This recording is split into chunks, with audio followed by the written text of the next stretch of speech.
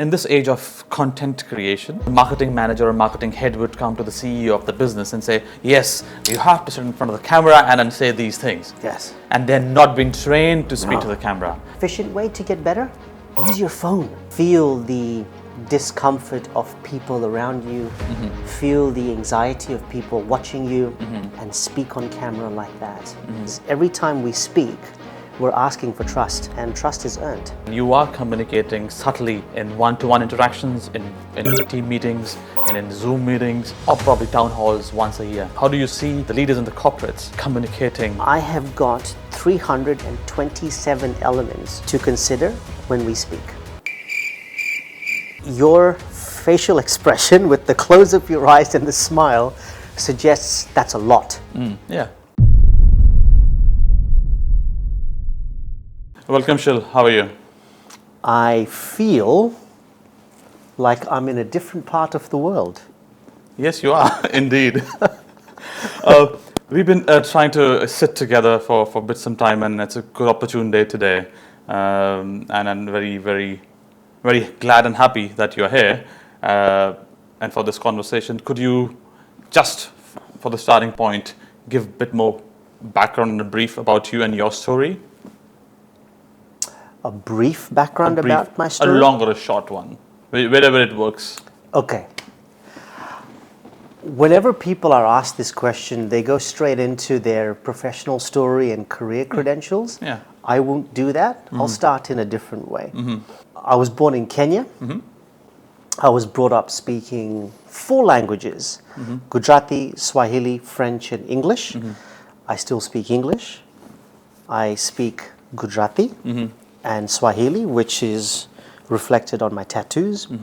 I love football. I'm a Manchester United supporter, and I love wildlife. So I have a deep curiosity and interest about our planet and how species are connected.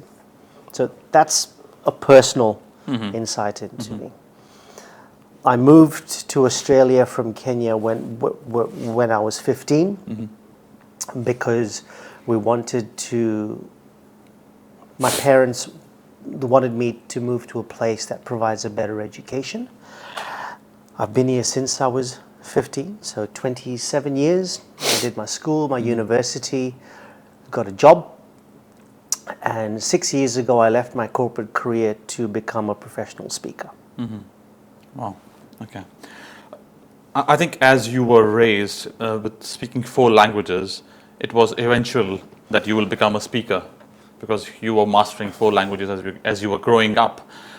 Would you imagine yourself as a young boy that you could stand in front of a larger audience and try to captivate, or an intention to captivate and deliver a story in a method that they would take strong takeaways back home and the story will leave an essence into them?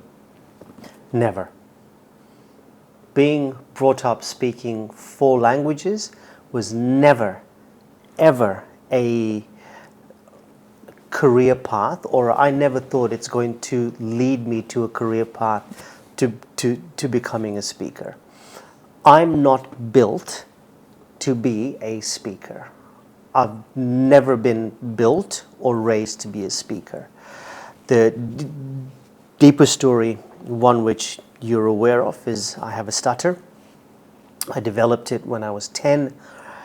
And it has been the most challenging part of my life. Learning to speak has been the most difficult thing I have done. I continue to do.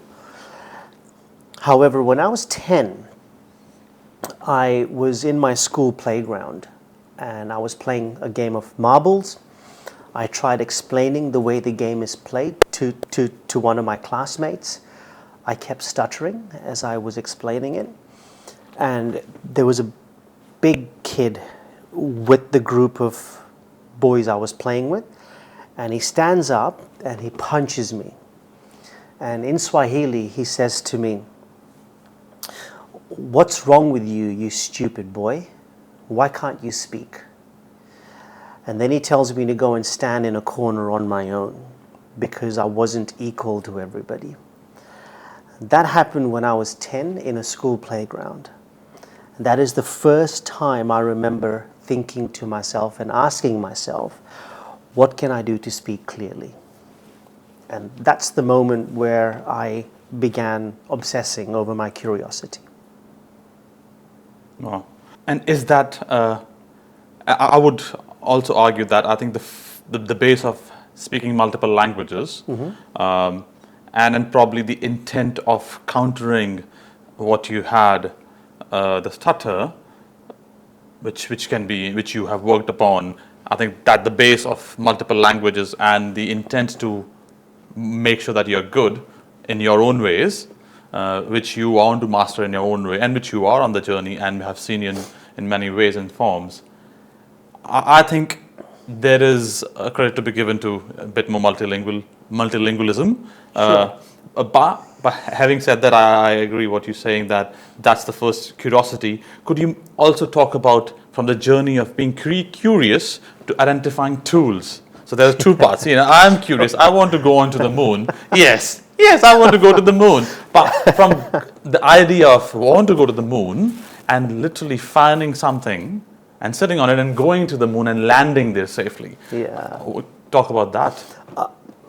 I agree that, so before I answer the question, I do agree that speaking 4 languages has taught my brain to think of language in a different way. One which those who are not able to speak the more languages wouldn't understand.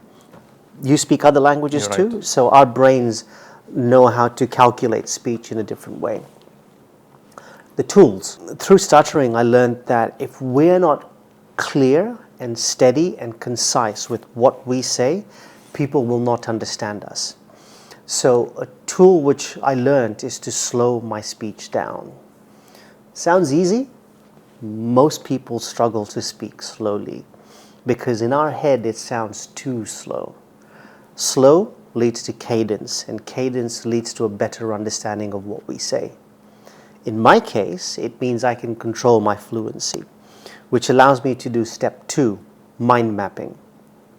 Slowing down has allowed me to sense the words I'm approaching in a sentence, and I now know if I'm approaching a word that I can't say or I will stutter in, I mind map, which is like playing Tetris. I look for ways to swap the blocks and I find ways to pronounce words that I can't say. And the third tool is breathing. So I've learned to breathe through my sentences. They're the more easily accessible one. The more complicated one is learning to speak to music. Oh, okay. So could you start as a young boy?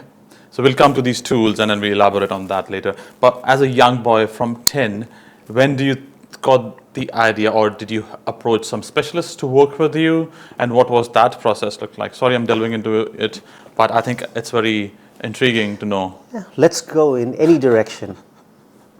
As a kid, I used to watch my dad. So my dad was the lead guitarist and a vocalist in a band called the Just Five. You rock. Just 5. Just Five. And he used to MC events. He was the chairman of the Rotary Club. He was a wonderful speaker, still is a wonderful speaker and storyteller. And I used to watch my dad and think, man, how do you do that? And it scared me. So I would be curious about that. How did it prompt my thinking and my curiosity was I wanted to understand how my dad did that. I'm not sure if I'm answering your question here. I wanted to understand how my dad did that. So I used to watch him. And while I watched him, I used to practice on my own. And it's like a magician who practices a card trick 10,000 times before they do it on the streets or on stage. It was that process.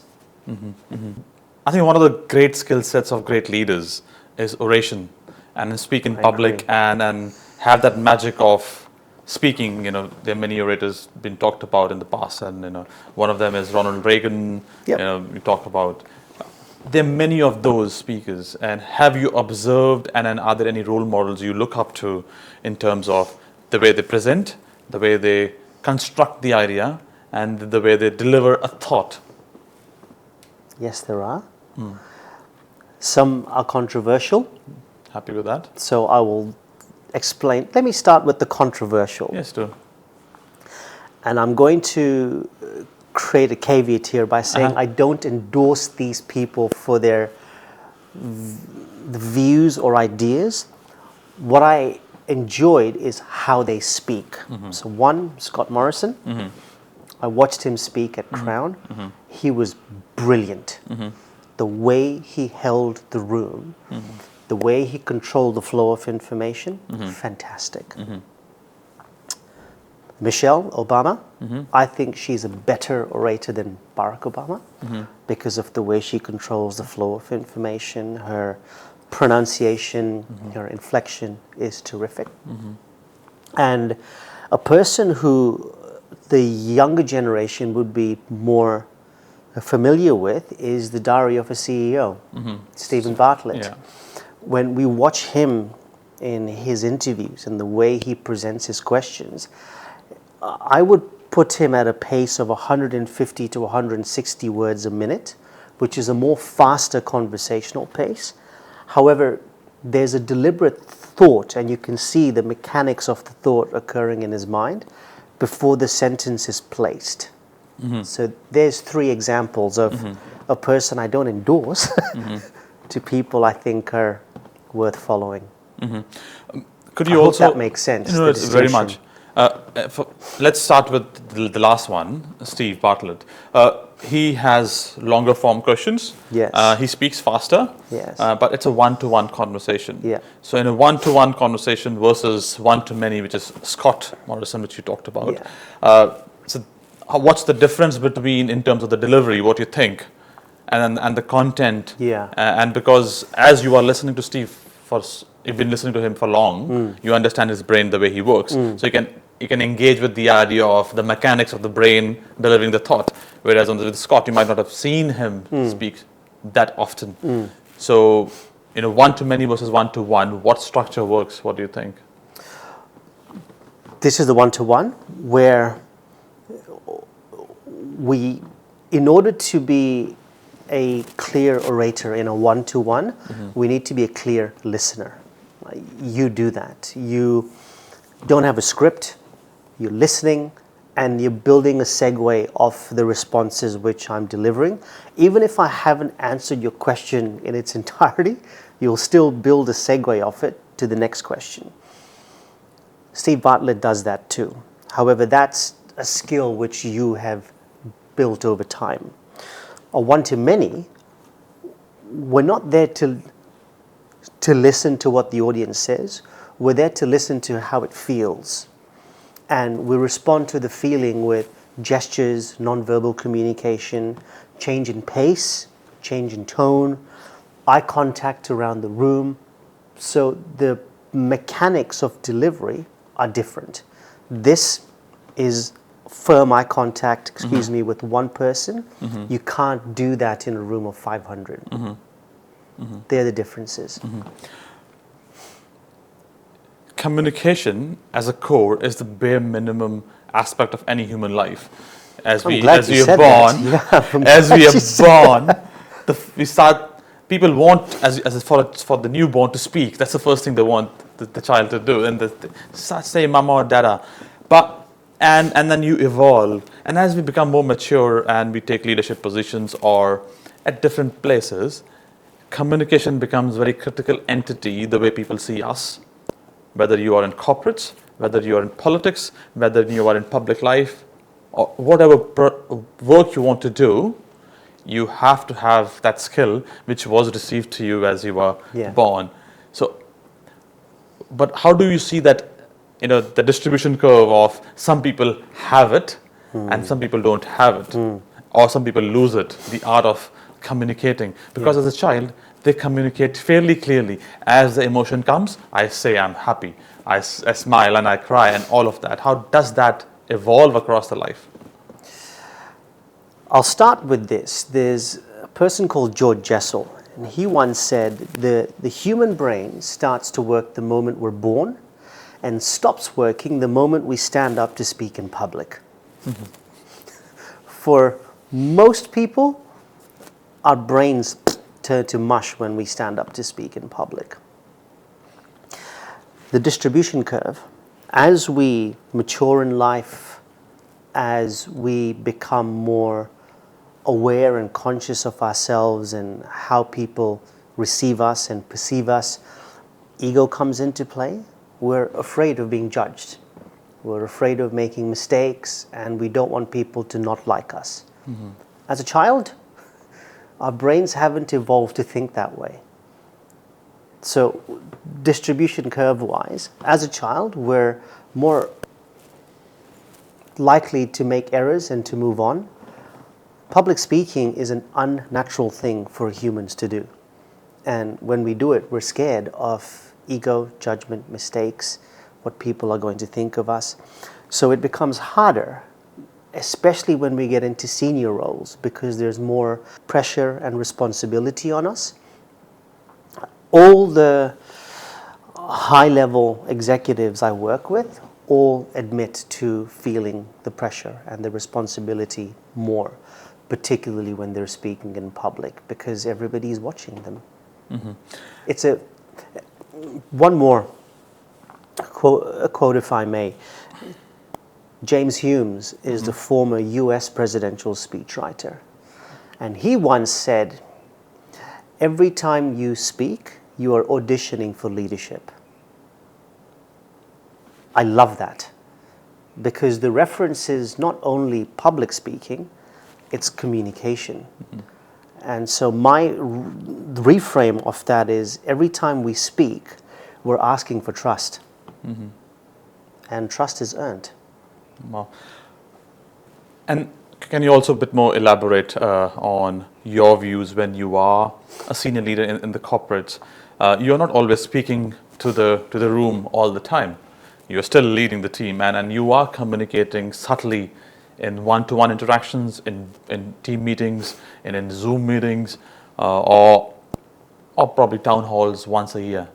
So the communication happens across different formats. So how the leaders, or the corporate leaders of today, be conscious of that last quote you gave, that they are communicating, whether they are enunciating what they want to say, but they're still enunciating from the body, the way they're walking into the room, yes, the way they're saying things. How do you see the leaders in the corporates communicating across the year, not just one-off town halls? Most do it terribly. The most are not trained in the skill. They get to where they are because they're qualified, they've been with the organization for a decade or more, and they're technically skilled. They're not trained in how to communicate. And I've developed a model for speaking, storytelling, communicating. And within the model, I have got 327 elements to consider when we speak. Your facial expression with the close of your eyes and the smile suggests that's a lot. Yeah. It is a lot. There's so much to consider that when we've got a high-level exec walking into a board meeting, the focus is on the agenda, the meeting, the information, the rest of the board members and how they come across. However, they don't think about all these elements and how it impacts the way they communicate. Some have developed the skill and are great at it. Even the great ones can improve. I feel I know I'm a confident speaker. I improve. I look for ways to get better all the time. In our conversation now, there's 8 things which I've identified that I can do better up to this point. Wow. So you're making notes. I compute them in my head. Lovely. And I do it on stage as well. Uh-huh.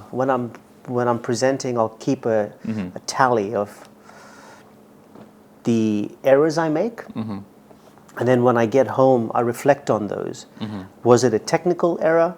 Is it me being harsh on myself? Is it an area worth dissecting and improving on, or do I let it go because it's human? So I'm always finding ways to improve. Lovely. And as you said, the leaders in the corporate have grown because of technical skill sets, Yes. not because they could speak at larger audience. They have learned the skill set of speaking. That's not just it, but there is more technical layer of that. And in this age of content creation, the marketing manager or marketing head would come to the CEO of the business and say, yes, you have to sit in front of the camera and then say these things. Yes. And they're not been trained to speak No. to the camera. No. They never went to a performing arts school. They never went to an acting training, or they never learned the idea how to orate. So for those executives whose marketing team wants them to do some content for the organization, how can the learning curve be shortened? Don't have to go to acting school or performing arts theatre. No need to do that. Fair enough. Of course, there's a benefit in doing that.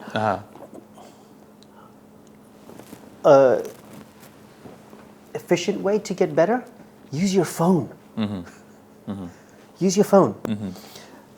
Get a phone, turn it around so that we look at the back camera, not the front camera. Go stand in a crowded area and speak in your phone for 60 seconds and deliver a message. Feel the discomfort of people around you. Feel the anxiety of people watching you. Learn to control your voice and speak on camera like that. Also, marketing teams, respectfully to marketing teams, give a script, say, deliver the script. It's written for the person, not by the person. There's always a difference. If it's written for you and you're reading off it, it's not your words. Whereas when you write it yourself and you practice it yourself, then it's genuinely yours. It's not written by somebody else. I want to switch the gears on, corporate to personal relationships, because the most intimate form of communication, an impactful form of communication, is relationships. When you are in intimate partnership or friendship or relationships, and majority of the relationships fail because of bad communications. And I think there are some lessons to be learned there. Yes, they do. And then there are lessons to be learned from the skill that you have honed and learned. So if you want to draw parallels between speaking for leadership positions and communicating to an audience, and how do you change that gear and learn the things from there to implement into one-to-one relationships? So I understand your question correctly. How can we take the skill of public speaking and apply it into one-to-one to strengthen our relationships? You're right. Yeah? Yeah. James Humes once said, every time you speak, you're auditioning for leadership. That word auditioning stands out for me, because whether we are in a conversation like this, in an interview, or even on a date with somebody for the first time, we're auditioning for their trust. The skill of public speaking teaches us to feel more comfortable internally. It teaches us to strengthen the internal story we tell ourselves. It teaches us to slow down and how to hold a conversation, which can be challenging for many people. You are great at holding a conversation.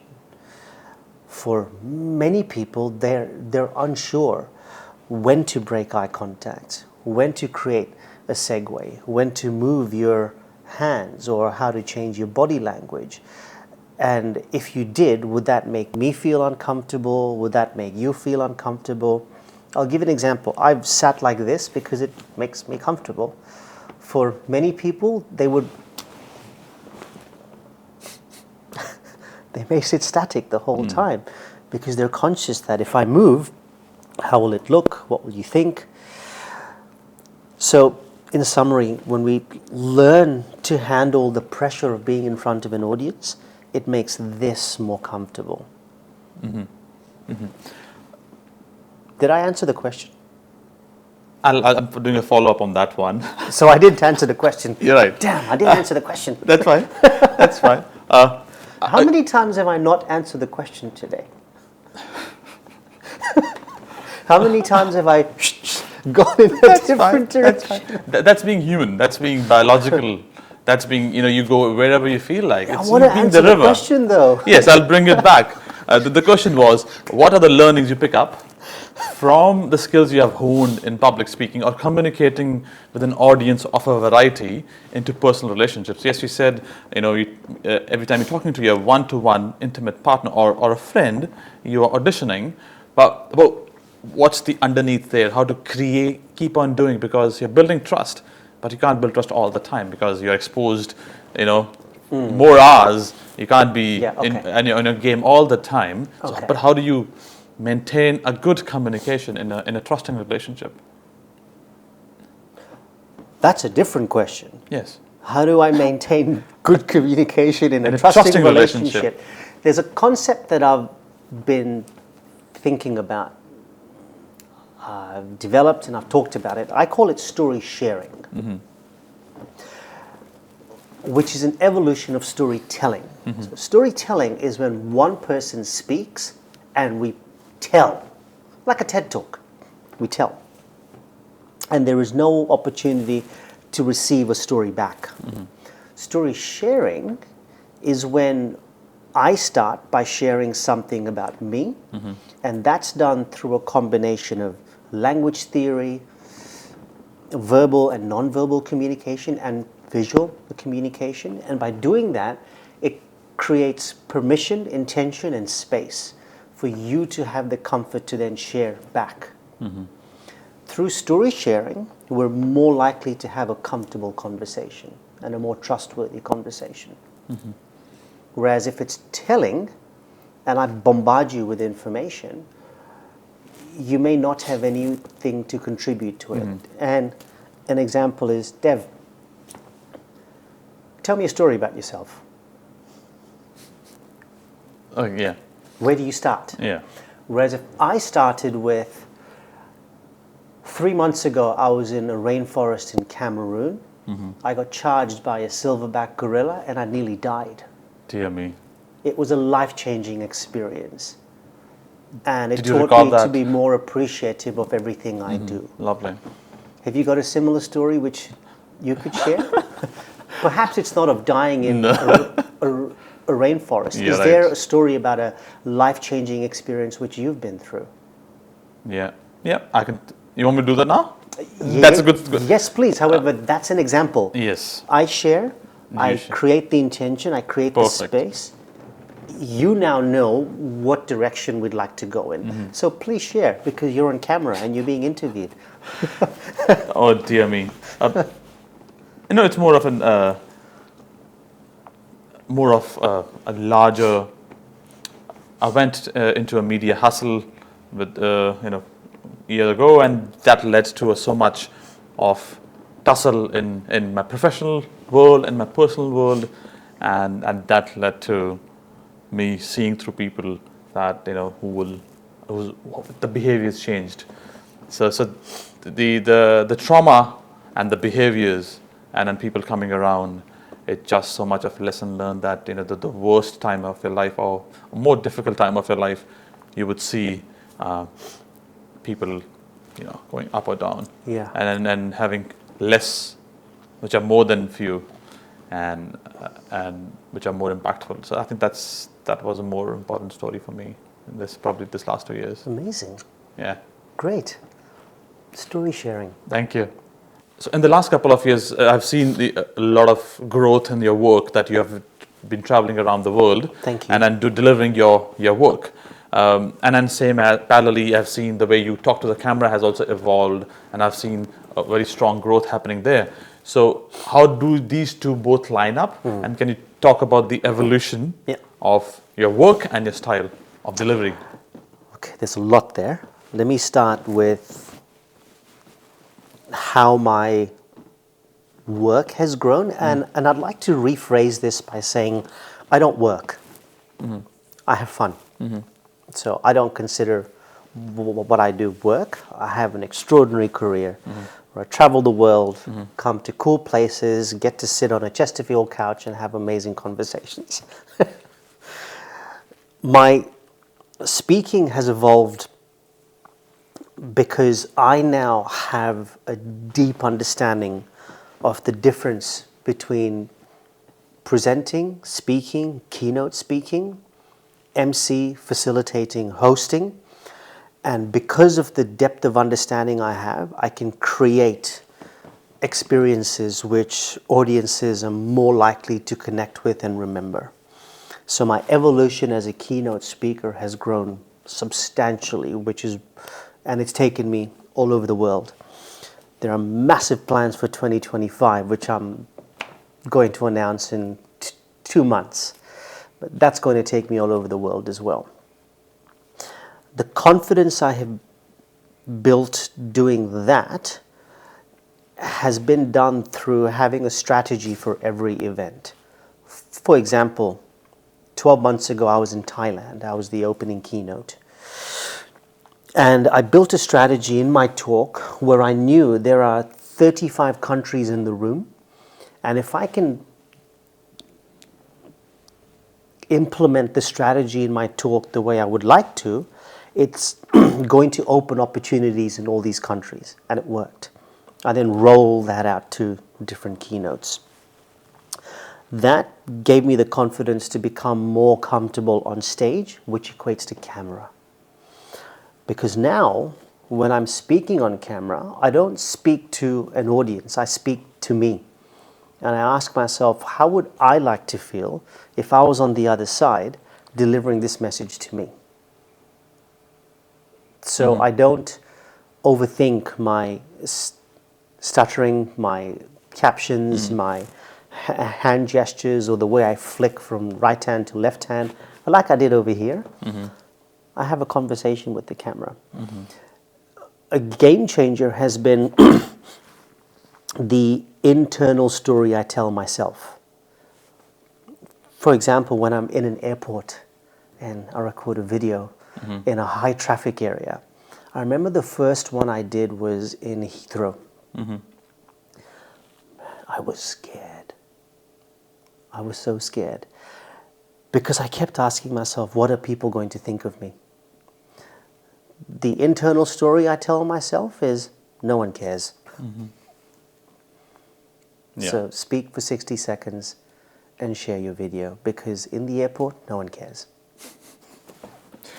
So that's the evolution of your business and your personal both, or your enjoyment work. Yeah. Lovely.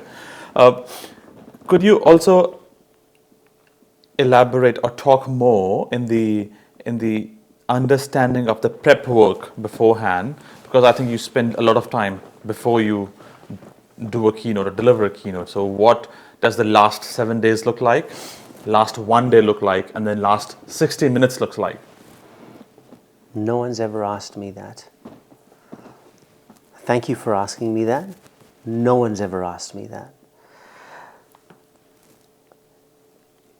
It takes me up to 9 months to prepare for a keynote. I look at every word, every comma, every full stop. I look at every part of it to understand how each word is going to be received. In the last week, I practice 3 times max. In that time, where I invest the most thought is confidence. I invest the most time into calming my mind, and I do that through being consistent with my diet, my gym, my sleeping, my recovery. And I make sure that does not change. I get 8.5 hours sleep. I have my same breakfast. If I'm speaking in the morning, I'll have 650 calories before I get on stage. My last hour in the lead up is speaking to people who are in the conference. I will have many conversations with people, ask them for their names. I'll comment on their tattoos. Say, I love your tattoo. After my talk, can we have a conversation? Because I have a series that I've started called Tattoo Stories. And that's how I'll invest the last hour. The last 10 minutes before I'm on stage is breathing. I focus heavily on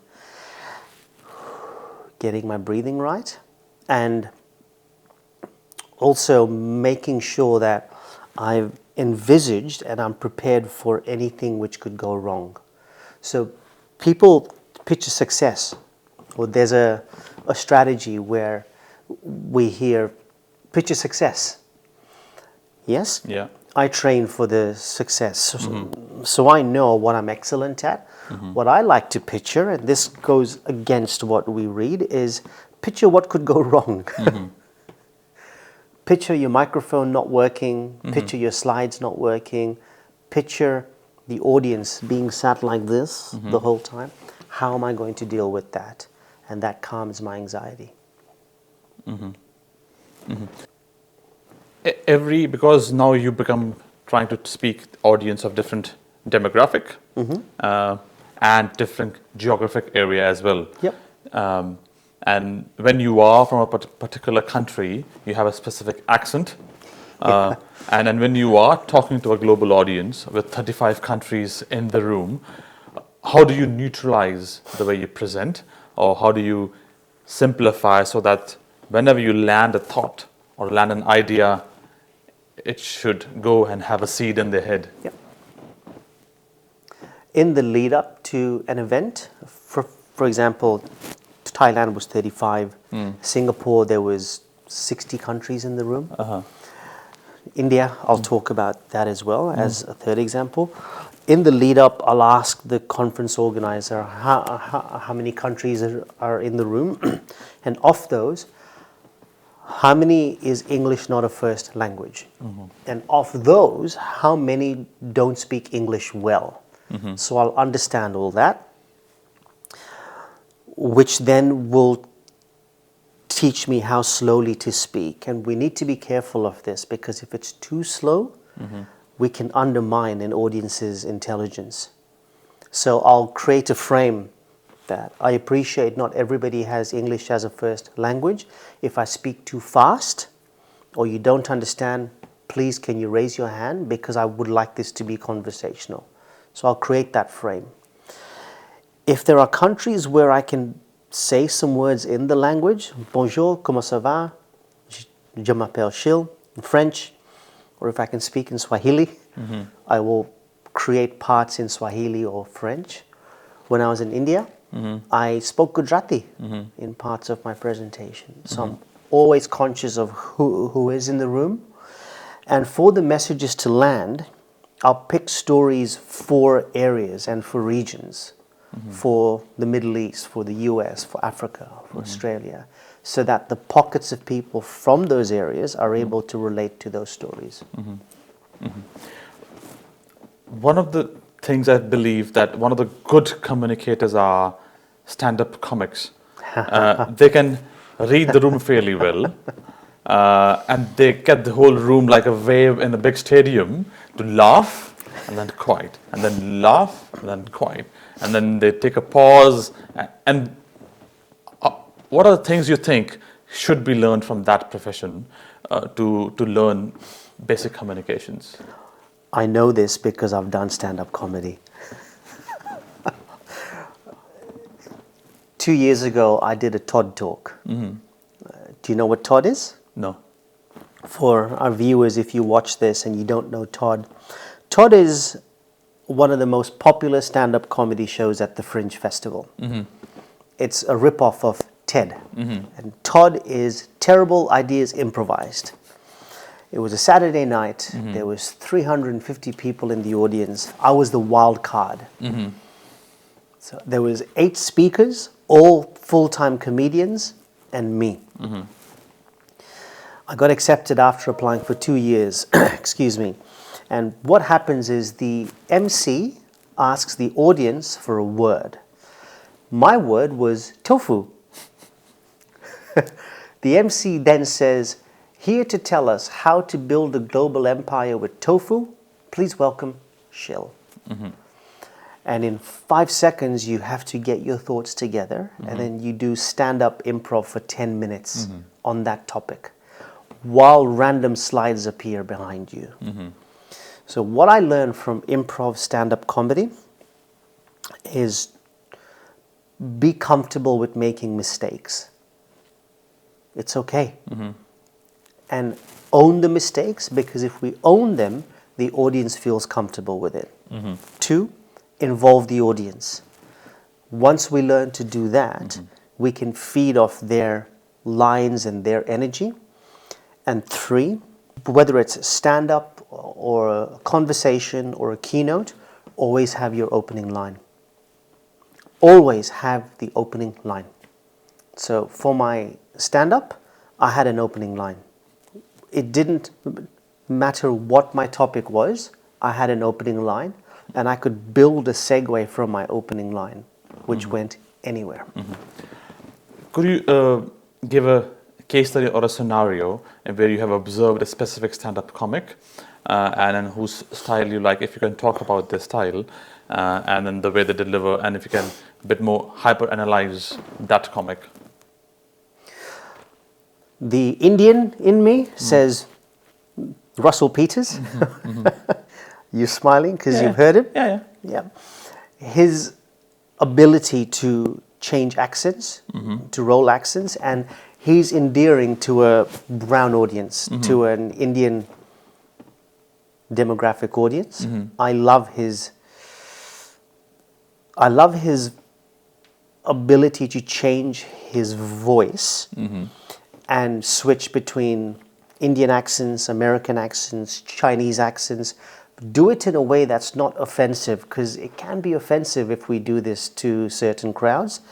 Particularly, I found Indian and not Indian, Asian audiences, European audiences can be tough. And he handles them brilliantly. That's not a hyper, that's a part analysis. The other person I love is Ricky Gervais. Because he flirts with danger. He flirts with risk constantly. And he does it in a way that reminds us, we're all thinking this, I'm going to say it, and if you don't like it, leave the room. And I think he's the only person in the world who can get away with the things he says. And to position yourself as a stand-up comedian who can say the things he does and get away with it is a skill. And it's been always talked about that comedians have always pushed the boundaries on what can be said in public. And that's also good from a point of view of that. That's from a point of view, that which is freedom of expression. That we should be allowed to say until we are not harming anybody. There's no physical harm. So you should be allowed to say, and there should be respectful tolerance of ideas. Because if we are not allowed to say things, they could be challenges in both ways. I agree. He does say some things which push the respectful tolerance. He does say some things which I'm sure millions of people are thinking. However, in today's society, it's highly inappropriate to say those things. Would you agree that in the last 5 years, the world has become more sensitive? Yeah.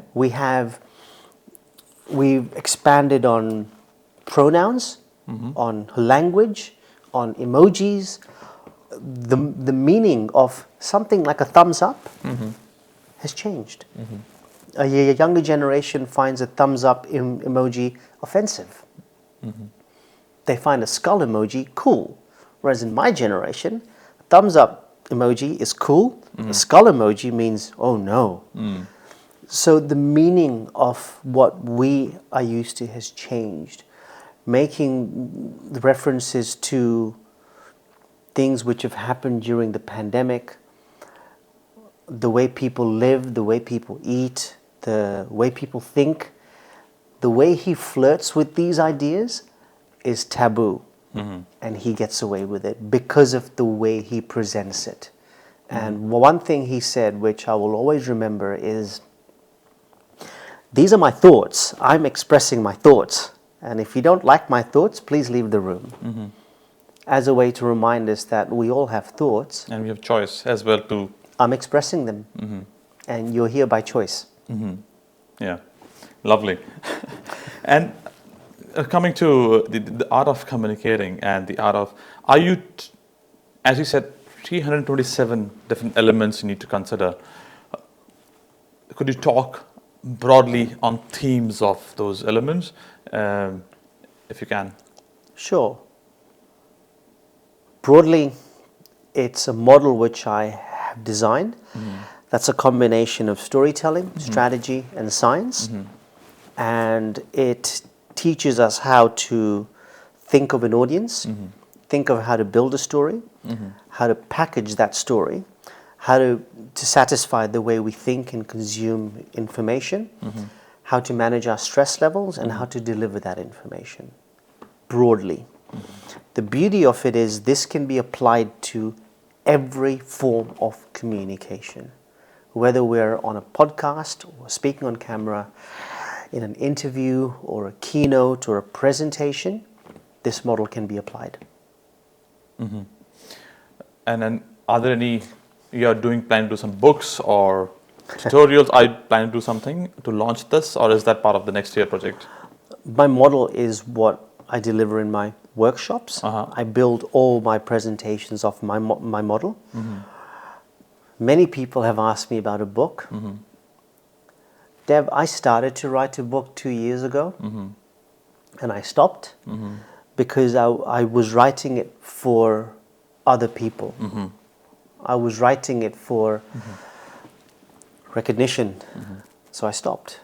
And the day I write a book, it will be because I want to write it for me. So there are plans when I feel like it. At the moment, my career has... The different layers.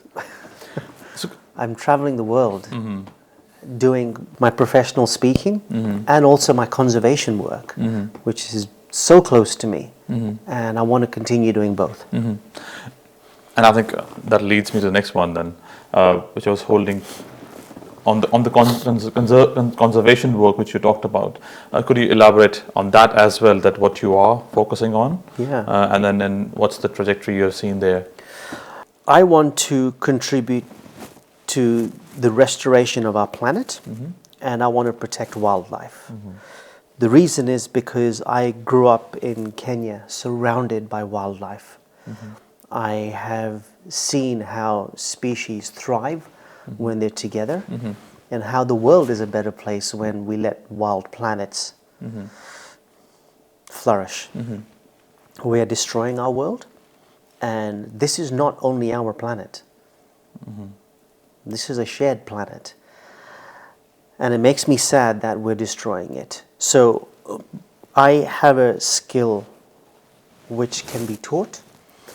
3 years ago, I started a program called Wild Stories, where I teach storytelling for wildlife conservation, ecosystem protection, and I now teach it globally, and it's pro bono. So if there are groups who are in the conservation space who want to know how to share the conservation story, I teach them. And it's my way of contributing. If you're comfortable sharing what you're planning for the next year, or you want to hold on to that, but would love to get some ideas what you are planning for the upcoming years. I can share that in the next 12 months I'll be all over the world. I will not be in Australia much. I am growing Wild Stories. My long-term vision is to continue being a professional speaker and being paid to share my craft and also do more conservation.